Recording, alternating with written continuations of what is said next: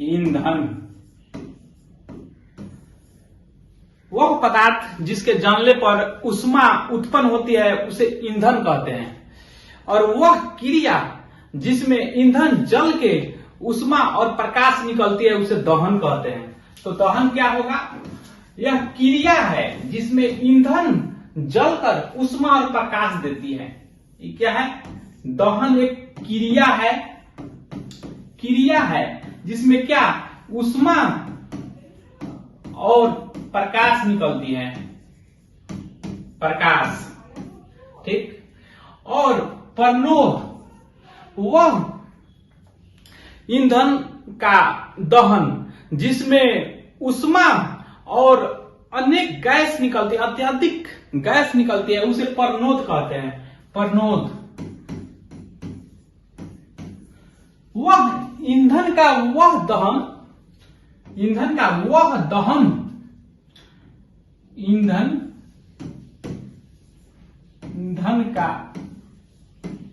दहन है जिसमें क्या होता है? ईंधन का वह दहन जिसमें अत्यधिक ऊर्जा और गैस निकलती है उसे परनोद कहते हैं। तो इसमें क्या निकलता है? आध्यात्मिक रूप से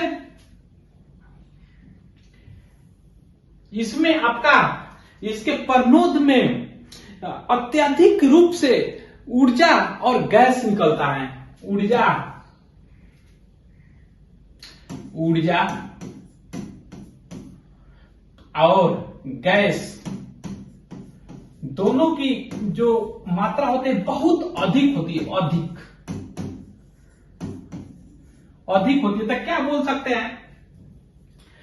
इसको हम लोग बोल सकते हैं कि वह ईंधन का वह दहन जिसमें अत्यधिक मात्रा में ऊर्जा और गैस निकलती है उसे परनोद कहते हैं, जिसका यूज करते हैं रॉकेट में ये परनोद ईंधन के रूप में यूज होता है। तो हम लोग ईंधन ये पदार्थ है जिसके जलने से ऊष्मा निकलती है, और दहन इससे ईंधन के जलने की क्रिया को कहते हैं जिसमें ऊष्मा प्लस प्रकाश निकलती है, ठीक ना। और परनोद ईंधन का दहन है, इसका दहन है, ईंधन का दहन है जिसमें अत्यधिक मात्रा में ऊर्जा और गैस निकलती है, उसे परनोद कहते हैं। तो welcome to my channel GS knowledge by engineer. मैं Chandrabhushan Kumar, electrical engineer, railway. आज हम लोग पढ़ेंगे ईंधन के बारे में। तो आइए एक एक करके सीखते हैं कि ईंधन क्या है, उसके कौन कौन से प्रकार हैं। आइए देखते हैं। ईंधन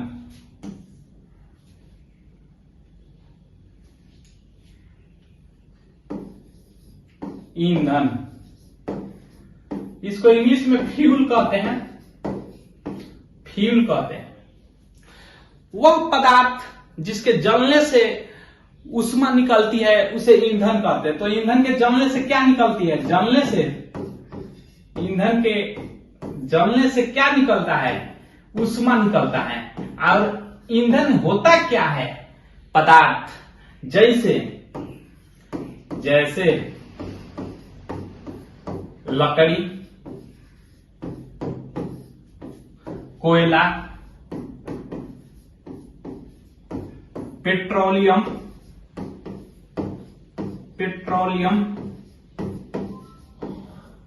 प्राकृतिक गैस,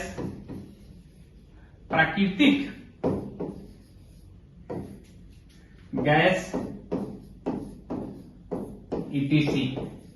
ठीक। तो ईंधन हम लोग देख लिए। ईंधन एक पदार्थ है जिसके जलने से क्या निकलता है? ऊष्मा निकलता है, उसे ईंधन कहते हैं। जैसे कि लकड़ी, कोयला, पेट्रोलियम, प्राकृतिक गैस। लकड़ी को जलाइएगा तो ऊष्मा निकलता है, जिसका प्रयोग हम लोग खाना बनाने में भी करते हैं। कोयला का भी वही कंडीशन है, ऊष्मा निकलता है, जलाइएगा। तो पेट्रोलियम का भी वही कंडीशन है, ऊष्मा निकल, इससे जलाने से ऊष्मा निकलती है। प्राकृतिक गैस को भी जलाने से ऊष्मा निकलती है। तो अब आइए हम लोग देखते हैं इसका प्रकार के बारे में, ईंधन के प्रकार के बारे में।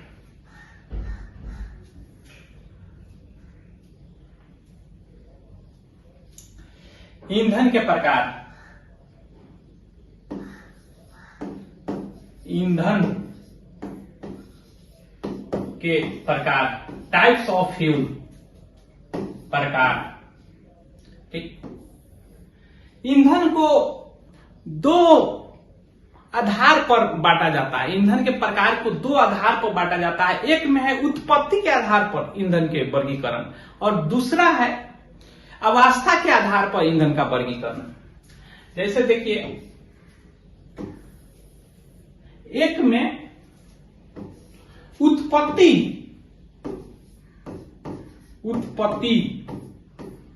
के आधार पर ईंधन का वर्गीकरण। किसका वर्गीकरण? ईंधन का वर्गीकरण। उत्पत्ति कहने का अर्थ कि उसका जनरेटिंग कैसे जनरेट हुआ उस आधार पे, ठीक ना, उसके बनने के आधार पे, ठीक ना। तो उत्पत्ति के आधार पर ईंधन को दो भागों में बांटा गया।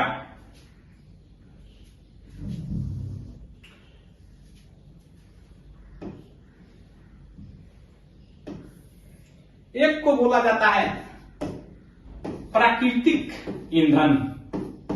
प्राकृतिक ईंधन, ठीक। प्राकृतिक ईंधन को ही प्राथमिक ईंधन बोला जाता है। और प्राथमिक ईंधन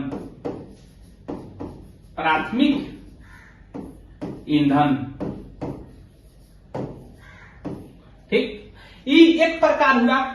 उत्पत्ति के आधार पर दो प्रकार में बांटा जाता है ईंधन को। एक को क्या हो गया? प्राकृतिक ईंधन या प्राथमिक ईंधन, और दूसरा हो जाता है मानव निर्मित ईंधन।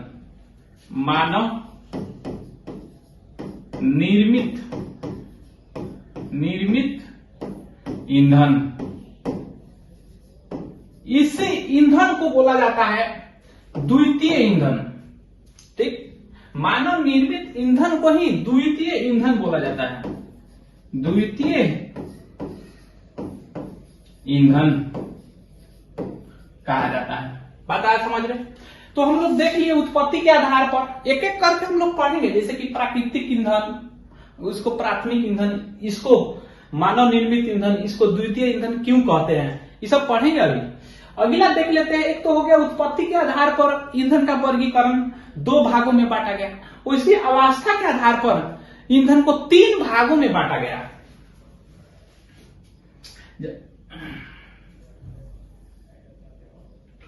अब देख लेते हैं अवस्था के आधार पर। अवस्था के आधार पर, ठीक ना, ईंधन को तीन भागों में बांटा गया। ठोस, आप लोग जानते हैं कि अवस्था तीन होता है किसी भी पदार्थ के। जनरली बोसाइंटीन प्लाज्मा छोड़ दिया जाता है, जनरली तीन अवस्था होते हैं, ठोस, द्रव और गैस। उसी अनुसार ठोस ईंधन जो ठोस में पाया जाता है, द्रव ईंधन जो द्रव में पाया जाता है, और गैस ईंधन जो गैस अवस्था में पाया जाता है। ठीक, तो हम लोग इसका टाइप देख लिए। अब एक एक करके हम लोग टाइप देख लिए। एक टाइप हुआ ईंधन का, एक टाइप हुआ यानी कि फ्यूल का। फ्यूल क्या है? वह पदार्थ है जिसके जलने से ऊष्मा निकलती है, उसे ईंधन कहते हैं। जैसे लकड़ी, पेट्रोलियम, प्राकृतिक गैस। ईंधन के प्रकार, ईंधन को दो आधार पर बांटा गया, एक उत्पत्ति के आधार पर और एक अवस्था के आधार पर। उत्पत्ति के आधार पर ईंधन को दो भागों में बांटा गया। एक में प्राकृतिक ईंधन, उसी को प्राथमिक ईंधन कहते हैं, और दूसरा में मानव निर्मित ईंधन, उसी को द्वितीय ईंधन कहते हैं, या उत्पत्ति के आधार पर। और दूसरा में बांटा गया अवस्था के आधार पर, यानी कि ईंधन की अवस्था देखकर। तो ठोस अवस्था में जो ईंधन आता है ठोस, द्रव अवस्था में जो ईंधन आता है उसे द्रव ईंधन कहा गया, और गैस अवस्था में जो ईंधन आता है उसे गैस ईंधन कहा गया। तो आइए देखते हैं एक एक करके। हम लोग पहले चर्चा करते हैं उत्पत्ति के आधार पर जो प्रकार है ईंधन का, उसके बारे में जानते हैं डिटेल से। तो एक में प्राकृतिक ईंधन, प्राकृतिक ईंधन, ठीक। वह ईंधन जिसको सीधे जला के ऊष्मा प्राप्त की जाती है उसे प्राकृतिक ईंधन कहा जाता है, ठीक ना। वह ईंधन जिसको सीधे जलाकर, सीधे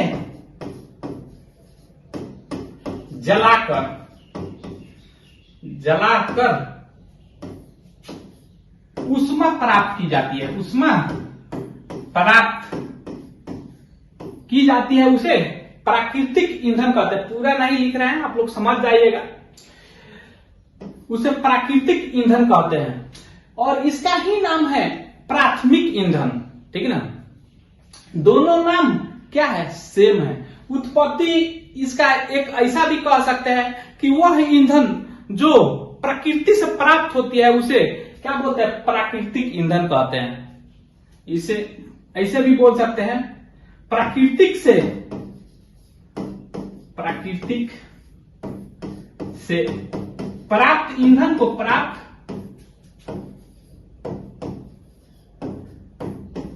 को ठीक ना, प्राकृतिक ईंधन या प्राथमिक ईंधन कहते हैं। जैसे इसका उदाहरण पूछता है, कंपटीशन एग्जाम में से दे देगा 4 वर्ड, पूछेगा कि इसमें प्राकृतिक ईंधन कौन है। जैसे इसका उदाहरण है लकड़ी, कोयला, पेट्रोलियम,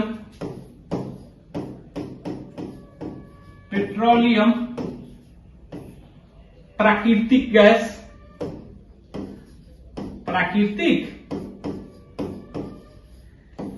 गैस, वह ईंधन जो मानव द्वारा बनाया जाता है उसे मानव निर्मित ईंधन कहते हैं, ठीक।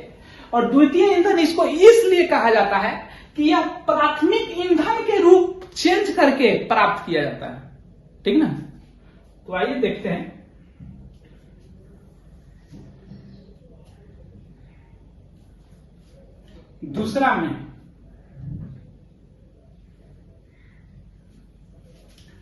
दूसरा वाला में यानी कि क्या, मानव निर्मित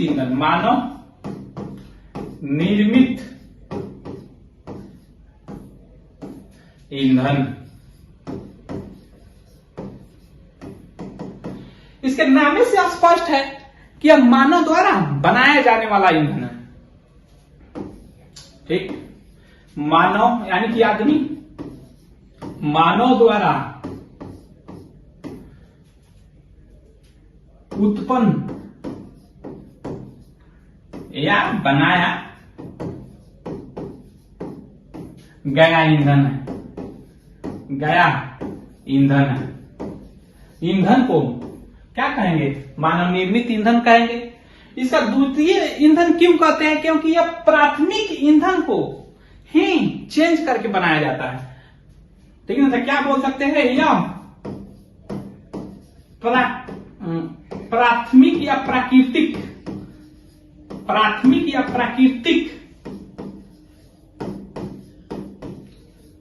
ईंधन से बनाया जाता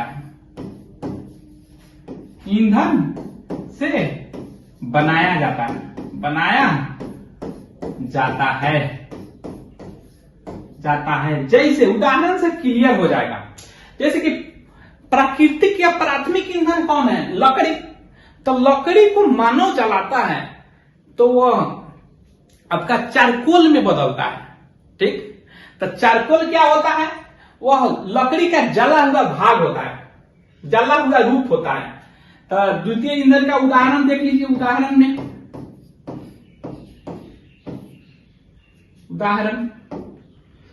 क्या हो जाएगा, charcoal, Coke, petrol, diesel, kerosene भी बोल सकते हैं, ठीक ना। उसके बाद वायु अंगार गैस,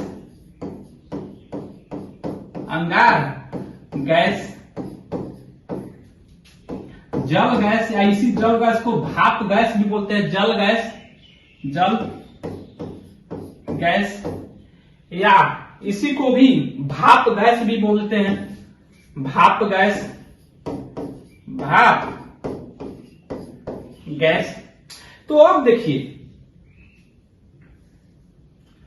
इसको द्वितीय ईंधन क्यों बोला जाता है? तो हम बोल रहे हैं कि यह प्राथमिक ईंधन के रूप परिवर्तित करके ही प्राप्त किया जाता है, इसलिए द्वितीय ईंधन बोला जाता है। इसको बनाता कौन है? रूप परिवर्तन कौन करता है? आदमी करता है, मानव करता है, इसलिए मानव निर्मित ईंधन कहा जाता है। तो देखिए कैसे हम मान ले कि ये जो चारकोल है वो प्राथमिक ईंधन से बनाया जाता है। तो लकड़ी को जब गर्म करिएगा, भंजक आसवन करिएगा तो चारकोल प्राप्त होता है, ठीक है ना। ये आगे आप लोग पढ़ेंगे। लकड़ी को भंजक आसवन यानी कि वायु की अनुपस्थिति में गर्म करिएगा। जैसे देख लीजिए, लकड़ी के वायु की अनुपस्थिति में हीट दीजिएगा। ऑप्शंस माने वायु की अनुपस्थिति, वायु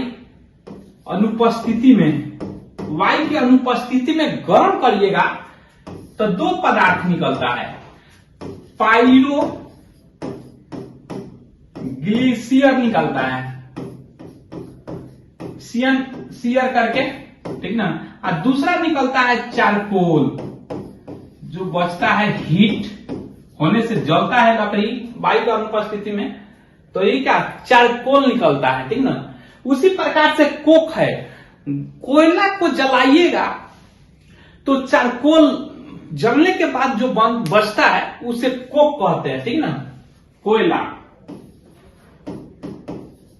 कोयला के भंजक आसवन से फिर वही वायु की अनुपस्थिति में, ठीक है ना, कोयला को गर्म करिएगा तो कोयला से 3 प्रोडक्ट निकलता है।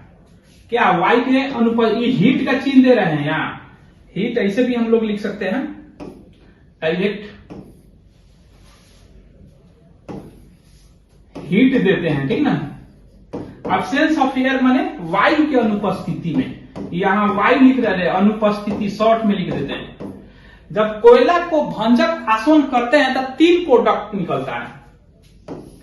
उसमें सबसे पहले निकलता है कोक पहले नहीं, उसका एक पार्ट है। उसके बाद कोल तार नाम सुने होइएगा, कोल तार निकलता है। इसको डामर बोलते हैं, अलकतरा बोलते हैं, कोल तार, या इसी को डामर बोला जाता है या अलकतरा बोला जाता है, अलकतरा, कतरा भी कहता है। उसके बाद कोल गैस कहते हैं, कोल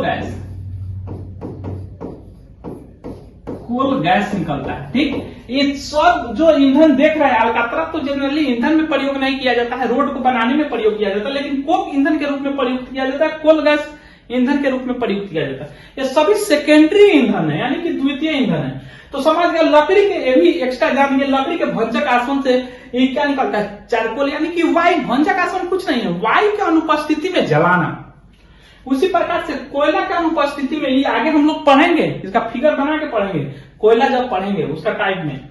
कोयला के भंजक आसवन से 3 चीज निकलता है। देखिए, को से कोयला है, कोस से ही कोयला, कोस से ही तीनों चीज निकल रहा है। कोक भी कोल लगा हुआ है, कोल तार भी कोल लगा हुआ है, और कोल गैस में भी कोल लगा हुआ है। तो कोस से तीनों को निकलता है, ठीक। तो आप जान गए कि प्राथमिक ईंधन से निकलता है, इसलिए इसका द्वितीय ईंधन कहते हैं।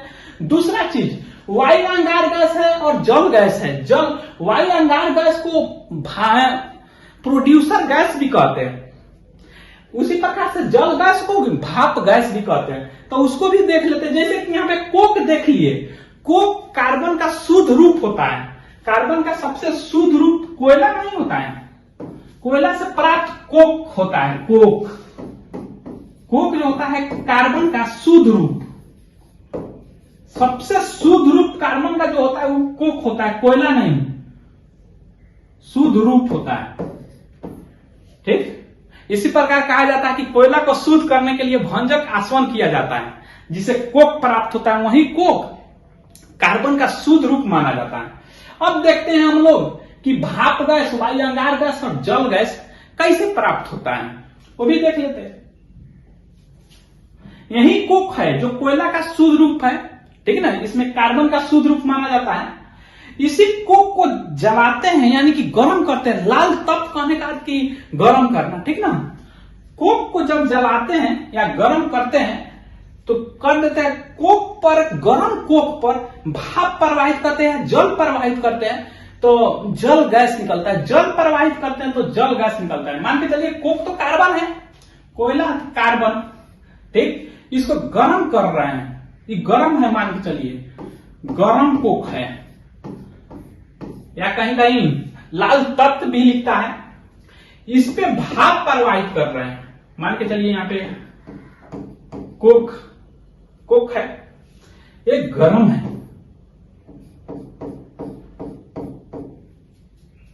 ये क्या है, ये क्या है, ये सब कोक है, इसको गर्म किए हुए हैं, ठीक ना। इस पे जब भाप प्रवाहित होता है, इस पे क्या प्रवाहित होता है, जब भाप प्रवाहित होता है, मान के चलिए जल देते हैं, जल के बूंदा छिटका यहां पे गुजरता है, ठीक ना, तो इससे जो गैस निकलता है, ठीक ना, इससे जो गैस निकलता है उसे जल गैस कहते हैं। दोनों सेम है।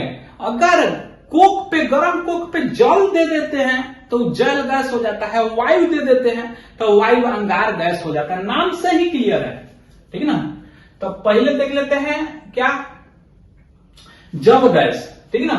तो गर्म कोक पे जल का प्रवाहित करते हैं, H2O, तो ये बनता है, ठीक ना, आपका CO प्लस H2, इसी को हम लोग बोलते हैं जल गैस, ठीक।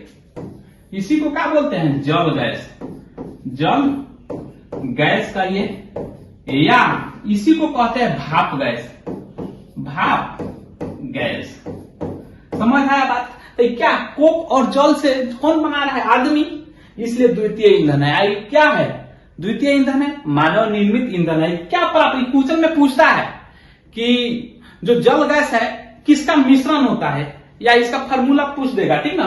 CO प्लस N2 दे देगा, N2O दे देगा, ठीक ना, CO N2 दे देगा, ऐसा देख के 4 ऑप्शन दे देगा, पूछ देगा, इसमें से कोई नहीं मारना रहता है। तो C दे दिए, यानी कि गर्म कोक को पर जल प्रवाहित करे तो जल गैस बना। उसी प्रकार से वायु अंगार गैस देख लेते हैं।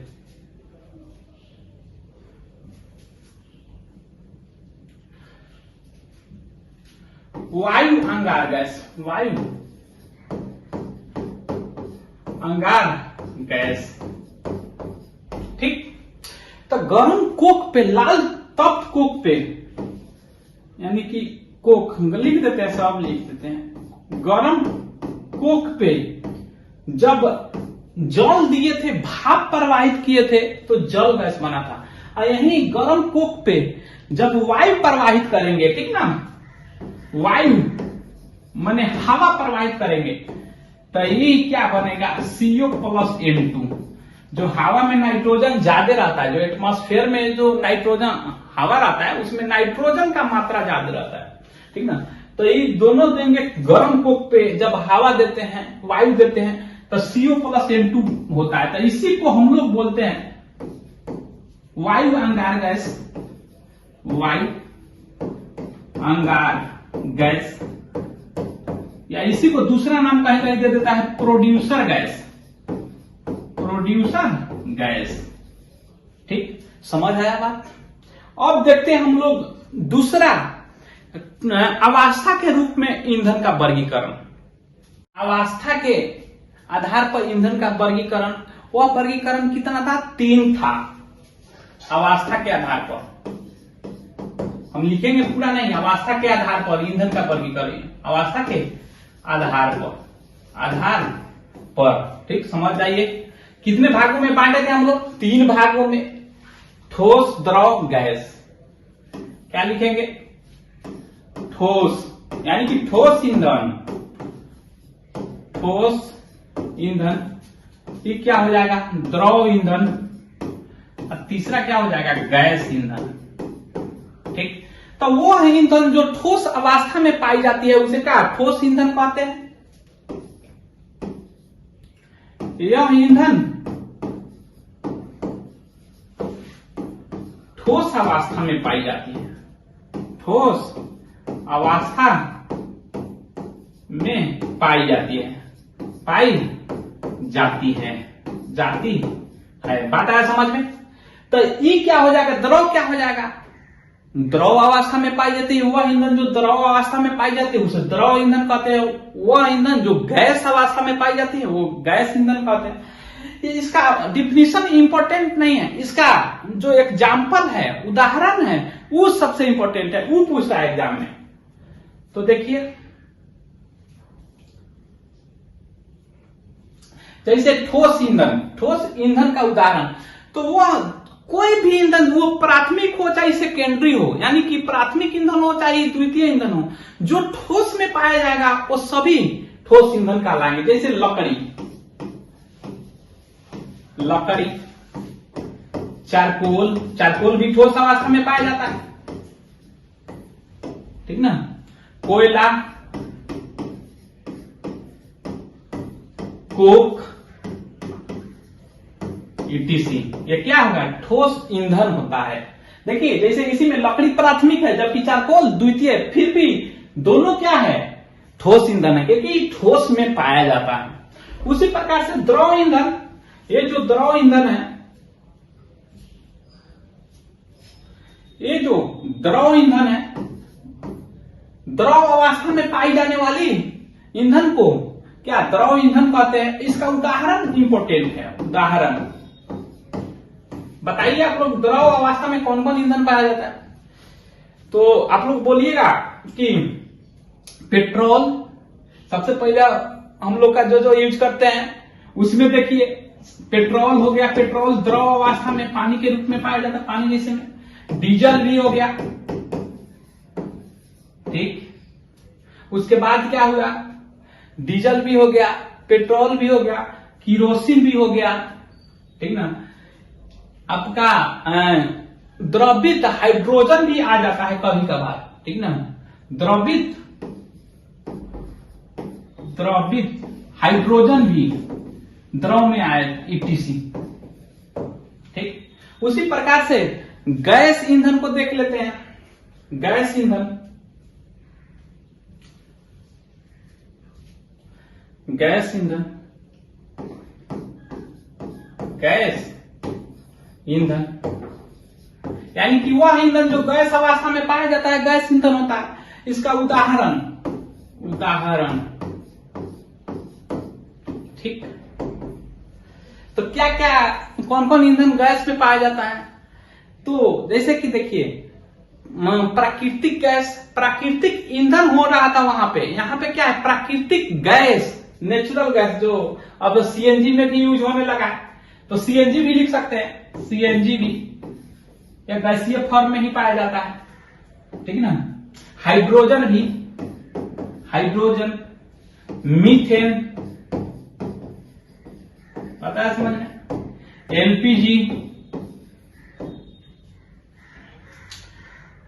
एलपीजी में आ जाता है एथेन, प्रोपेन, ब्यूटेन, ईटीसी। ये क्या है, सबसे ज्यादा गैसीय ईंधन है। तो यहां तक हम लोग ईंधन देख लिए, उसके प्रकार को देख लिए।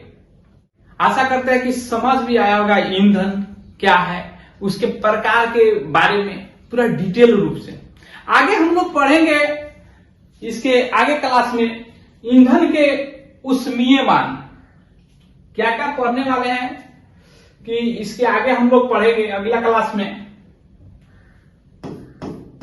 पढ़ेंगे ईंधन के ऊष्मीय मान। ईंधन के ऊष्मीय मान, 1 ग्राम ईंधन को ऑक्सीजन के उपस्थिति में जलाने पर जो ऊष्मा प्राप्त होता है उसको, उसका ऊष्मीय मान कहते हैं, ठीक। सबका देखेंगे सबसे ज्यादा किसका ऊष्मीय मान होता है, ठोस का कितना होता है, द्रव का कितना होता है, गैस का कितना होता है, उसमें ठोस में किसका अधिक होता है, किसका कम होता है, ये सब देखेंगे हम लोग। उसके बाद देखेंगे कोयला के प्रकार। कोयला के प्रकार, कोयला के प्रकार के बाद देखेंगे इसका भंजक आसवन, जिससे 3 प्रोडक्ट निकल रहा था, वो सब देखेंगे। उसके बाद देखेंगे बायोमास, बायोगैस, ठीक है ना, और बायोगैस में कौन कौन गैस है, उसके बाद देखेंगे जीवाश्म ईंधन। ठीक, तो ये अगला क्लास में हम लोग चर्चा करेंगे। आज यहीं तक। अगर आप लोग नए हैं तो प्लीज मेरे चैनल को सब्सक्राइब करें, लाइक करें, कमेंट करें। Thank you.